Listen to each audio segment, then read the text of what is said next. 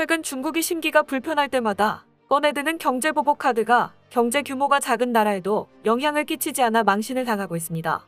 중국 공산당에 맞서선 두 국가가 중국이 수입을 금지한 품목에 대해서 서로 무역을 하며 중국의 경제보복을 무색하게 만들었는데요.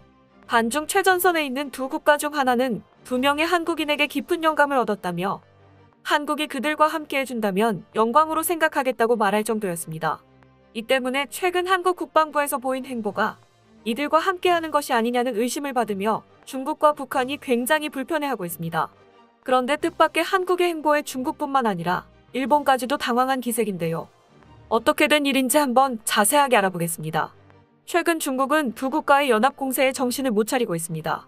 중국은 자신들보다 경제 규모가 작은 국가들을 상대로 자신들의 심기를 건드렸다는 이유로 경제보복을 가했다 역풍을 맞고 있는데요. 중국을 괴롭게 만드는 두 국가는 바로 리투아니아와 대만입니다.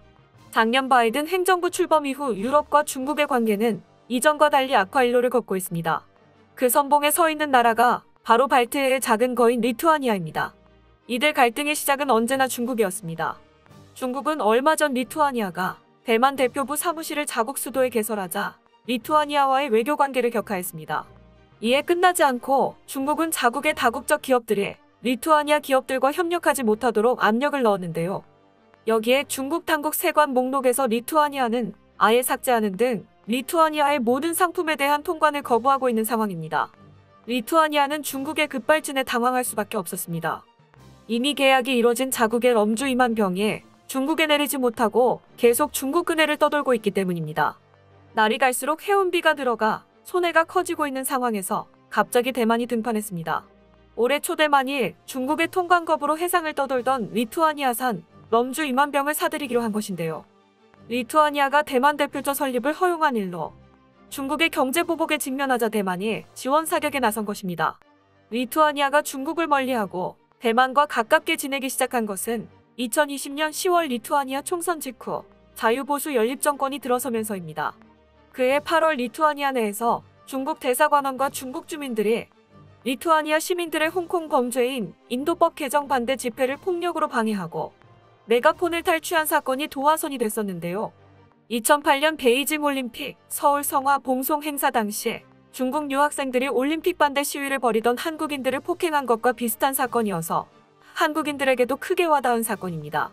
특히 자유민주국가에서 용납하기 힘든 일이 현재 중국 대사관 주도로 벌어진 겁니다. 리투아니아는 2021년 5월 중국에 중동부 유럽 1대1로 프로젝트를 위해 공들여 만든 17+1 경제협력체에서 탈퇴한다고 선언하는 것으로 중국에 본격적으로 포문을 열었습니다. 중국 돈 투자받지 않겠다는 뜻이죠. 이후에도 계속해서 중국과 맞서는 행보를 계속 보여왔습니다. 수도 빌뉴스의 대만 대표부 개설 허가를 시작으로 리투아니아 국방부 차관이 샤오미, 화웨이 휴대폰의 보안 문제를 직접 거론하면서 중국 휴대폰을 사지 말고 이미 샀으면 버리라고 국민들에게 권고했습니다. 그리고 중국의 반대에도 불구하고 결국 작년 11월에 대만 대표처가 설립됐습니다. 대만이라는 국호를 쓰는 건 수교 당시 합의한 하나의 중국 원칙에 어긋난다는 게 중국의 주장이었습니다. 하지만 리투아니아는 대만 대표처는 경제, 문화 교류를 위한 기구로 하나의 중국 원칙에 위배되지 않는다고 맞섰습니다.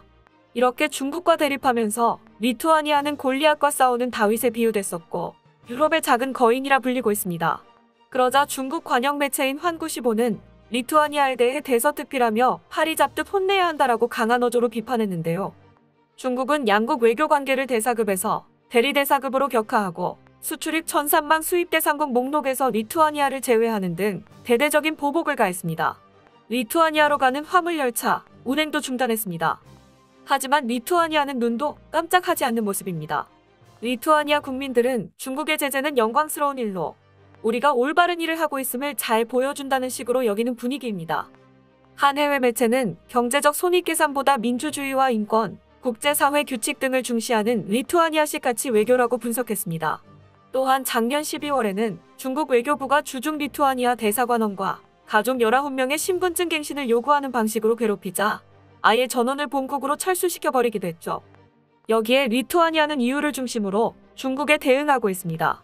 중국의 제재를 WTO 규정에 어긋나는 부당한 협박으로 간주하면서 EU 27개 회원국이 뭉쳐서 대응해야 한다고 여론을 모으고 있었으며 그 결과로 EU는 제3국으로부터 부당한 경제 제재를 당하는 회원국을 보호할 수단을 만들기 위한 논의를 시작하기로 했습니다. 중국 관영 매체들은 인구 280만 명에 불과한 리투아니아를 코끼리에 도전하는 죄, 파리 등에 비유하면서 격하게 공격했는데요. 그러나 리투아니아는 대중 수출 비중이 1% 정도에 불과해 경제 제재 효과가 크지 않습니다.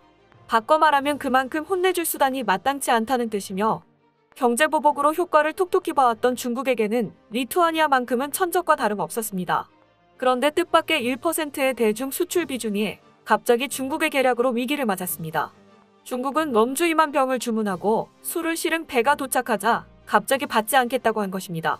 갈기를 잃은 럼주는 해상을 표류할 수밖에 없는 위기에 봉착하자 이에 대만이 나서서 2만 병의 럼주를 전량 사들이고 국민들에게 럼주를 이용한 요리와 칵테일 레시피를 공유하는 등 자신들을 도운 리투아니아를 적극적으로 돕고 있는 상황입니다. 이 때문에 중국은 자신들의 행동은 생각하지 않고 대만 정부의 금전외교라 비판하고 있습니다. 리투아니아가 반중 선봉장을 자처한 뒤에는 이 나라의 역사적 경험이 있습니다. 근대 이후 줄곧 러시아 제국의 지배를 받았고 2차 대전 직전에는 소련에 병합됐다가 옛소련 해체 이후에야 독립됐는데요. 오랜 피집의 경험으로 인해 덩치 큰 대국의 횡포와 공산당의 강압적인 통치에 대한 반감이 큽니다. 물론 이런 정서적 이유만으로 중국에 맞서는 건 아닙니다. 리투아니아는 과거 지배국이었던 러시아, 국제국가 벨라루스 등과 국경을 맞대고 있어 늘 안보 위협을 달고 삽니다. 이런 가운데 리투아니아는 한국이 자신들과 같이 중국에 맞서주기를 바라고 있습니다. 여기에는 몇 가지 이유가 있습니다. 리투아니아 국민들이 사랑한 두 명의 한국 남자 때문인데요. 그 두 남자는 소설가 김영하와 하일지입니다. 김영하는 리투아니아의 대표적인 일간지에서 세계적인 작가 무라카미 하루키와 동급 또는 그 이상으로 비교될 만큼 수준 높은 작가라는 평을 받고 있습니다. 하일지는 우주피스 공화국이라는 소설에서 리투아니아를 다루면서 리투아니아 국민들의 큰 사랑을 받았고, 리투아니아 작가협회로부터 공식적으로 초청을 받아 현지 독자들과 만남을 가지기도 했습니다. 리투아니아 사람들은 한국 작가들의 문학을 오래전부터 접하면서 한국의 역사와 문화 등을 이해하자 자신들과 비슷한 점이 많아 한국과 친하게 지내길 원하고 있다고 전했는데요. 이 때문에 리투아니아는 한국과 수교를 원해 작년에 드디어 서울에 리투아니아 대사관을 열었습니다. 최근 북한이 이례적으로 6일간 2차례나 탄도미사일을 동해 쪽으로 발사하면서 이렇게 급박하게 돌아가는 동북아시아의 국제정세에 중국은 물론 일본까지 정신을 차리기 힘들어하는 눈치입니다. 북한에서 갑자기 동해를 향해 날아간 탄도미사일은 일본이 한국의 군사정보 공유 없이 혼자 대처하기 힘들어 보이는데요. 일본은 사실상 한국과 지소미아가 종료된 상황에서 항상 한발 느린 대처로 불안에 떨고 있습니다.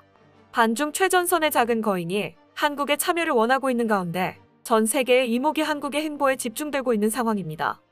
끝까지 시청해주셔서 감사합니다. 도움이 되셨다면 좋아요를, 다른 이야기도 궁금하시면 구독을 눌러주세요.